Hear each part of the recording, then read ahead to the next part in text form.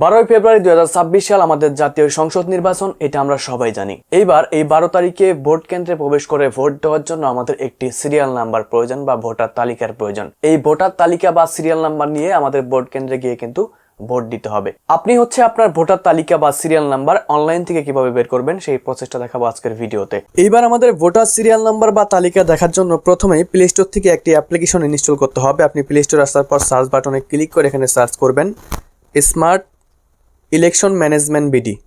এটা লিখে সার্চ করার পর আমাদের সামনে এরকম একটি অ্যাপ্লিকেশন চলে আসবে।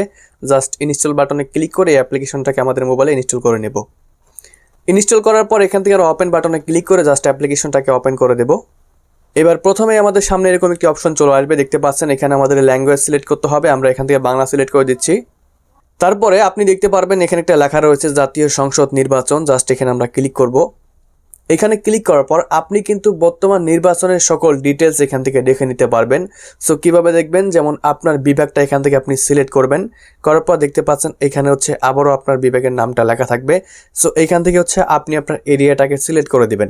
এরপরে আপনাকে আপনার আসনটা সিলেক্ট করতে হবে। যেমন দেখতে পাচ্ছেন চাঁদপুর 1 আসন 2 আসন আপনি সিলেক্ট করে দিবেন। আপনার যে আসন সেটা সিলেক্ট করবেন। করার পরে দেখতে পারবেন যে আপনার আসনে কতগুলা ভোটার রয়েছে, কতগুলা পুরুষ ভোটার, কতগুলা মহিলা ভোটার, সব কিছু কিন্তু আপনি এখানে দেখতে পারবেন। এমনকি মোট কয়টা কেন্দ্র রয়েছে সেগুলোও দেখতে পারবেন। এমনকি আপনার আসনে কতগুলা প্রার্থী রয়েছে সেই প্রার্থীর ডিটেলস, নাম, সব কিছু কিন্তু আপনি এখানে দেখতে পারবেন। এইবার আসুন আমরা কিভাবে আমাদের ভোটার তালিকা বা ভোটার লিস্ট বের করব। সো এটা বের করার জন্য দেখতে পাচ্ছেন জাতীয় সংসদ নির্বাচন নামে একটি লেখা রয়েছে। জাস্ট এখানে আমরা ক্লিক করব। এখানে ক্লিক করার পর নিচের দিকে দেখতে পারবেন একটা লেখা রয়েছে ভোট কেন্দ্র খুঁজুন। জাস্ট এখানে আমরা ক্লিক করব।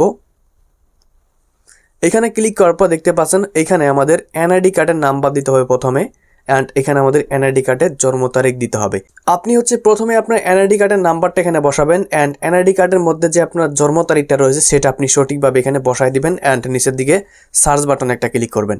তো বন্ধুরা, সার্চ বাটনে ক্লিক করার পর আপনাদের সামনে এরকম একটি অপশন চলে আসবে। দেখতে পাচ্ছেন প্রথমেই লেখা রয়েছে আপনার ভোটার নং অ্যান্ড আপনার ভোটিং ক্রমিক নম্বর। সো এই যে আপনার ভোটিং ক্রমিক নম্বর যে রয়েছে, তো এই ক্রমিক নম্বরটা নিয়েই কিন্তু আপনাকে ভোট কেন্দ্রে প্রবেশ করতে হবে। আপনি একটা সাদা কাগজের মধ্যে এই ভোটিং ক্রমিক নম্বরটা লিখে নিয়ে আপনি ভোট কেন্দ্রে যাবেন, অ্যান্ড এই নাম্বারটা দিয়ে আপনি ভোট দিতে পারবেন।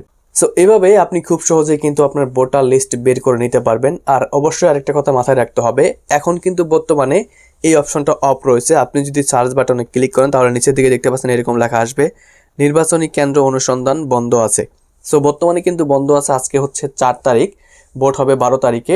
12 তারিখের 2-3 দিন আগে কিন্তু এটা অন হয়ে যাবে, মানে চালু করবে, তখন থেকে কিন্তু আপনারা বের করতে পারবেন। বর্তমানে এটা কিন্তু অফ রয়েছে। ভোটের 3 দিন আগে থেকে আপনি এখান থেকে এই অপশনটা দেখতে পারবেন, অ্যান্ড এখানে আপনি সার্চ করে আপনার কিন্তু লিস্টটা বের করে নিতে পারবেন। সো আশা করি বুঝতে পেরেছেন। এখন ট্রাই করবেন না, আশা করি ট্রাই করলে কিন্তু এখন আপনার ফলাফলটা পাবেন না। সো সিস্টেমটা কিন্তু সেম, যখন এটা চালু হবে ভোটের 2-3 দিন আগে থেকে আপনারা ট্রাই করবেন, দেন আপনারা আপনাদের লিস্টটা এখান থেকে বের করতে পারবেন। সো বন্ধুরা, এই ছিল আজকের ভিডিও। দেখা হচ্ছে পরবর্তী ভিডিওতে। ভালো থাকবেন, সুস্থ থাকবেন, আল্লাহ হাফেজ।